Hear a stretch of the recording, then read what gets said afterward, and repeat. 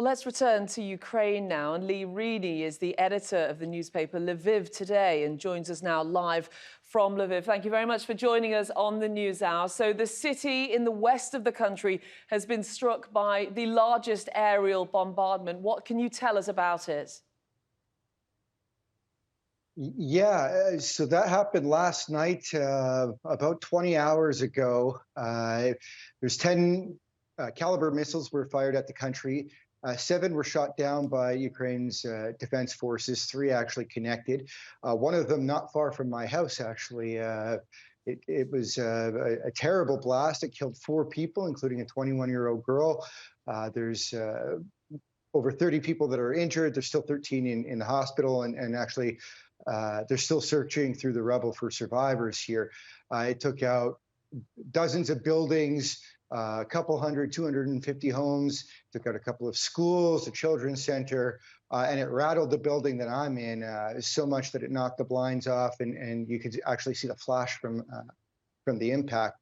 So yeah, it's been an interesting day here in Lviv. It's all anybody's been talking about. It's this type of thing happens in the rest of the country, but this is the first time that it's happened this far west for us. This is a pretty significant blow, and it was a pretty scary experience for people in the center of the city last night.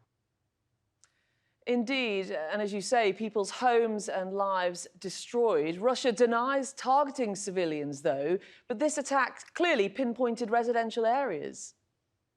Sure, and it's part of their MO. It's something that they've been doing for months. I mean, they started in October when they fired at civilian infrastructure right across the country, and they've consistently targeted civilians in city after city. I mean, earlier this week, they targeted the most popular pizza place in Kramatorsk. The week before, they took out a university and a karate hall from one of our Olympic medalists in Odessa. A couple of months ago, they took out over 20 people in a building, an apartment building in Uman in central Ukraine, including 4 children that were sleeping in the middle of the night. This has happened right across the country. I think it was just Lviv's turn last night. But yeah, I mean, clearly, either they are targeting civilians or they can't operate weapons, because the amount of civilians that they've killed in the last 6 months, 8 months is devastating, is a war crime, and people will have to pay the price for this when this conflict ends.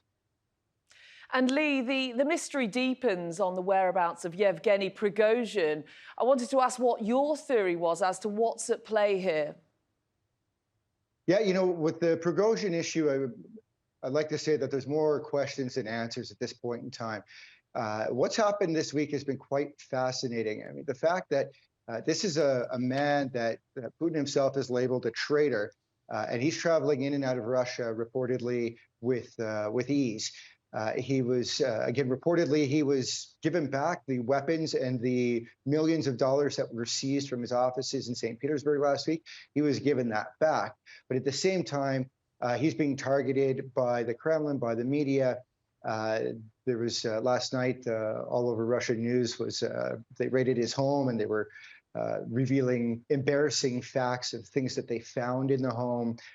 Crazy wigs, pictures of severed heads, all kinds of things like that. And so there seems to be a track where they're trying to limit his influence, but he's also very influential. If you saw the videos of him at Rostov-on-Don, he was greeted by the population there with open arms. He was quite popular. You know, if you look at how many people in the Russian Defense Ministry and the military that were supportive of him, we're talking dozens of people in higher levels in the Russian military that were even VIP members of the Wagner Group.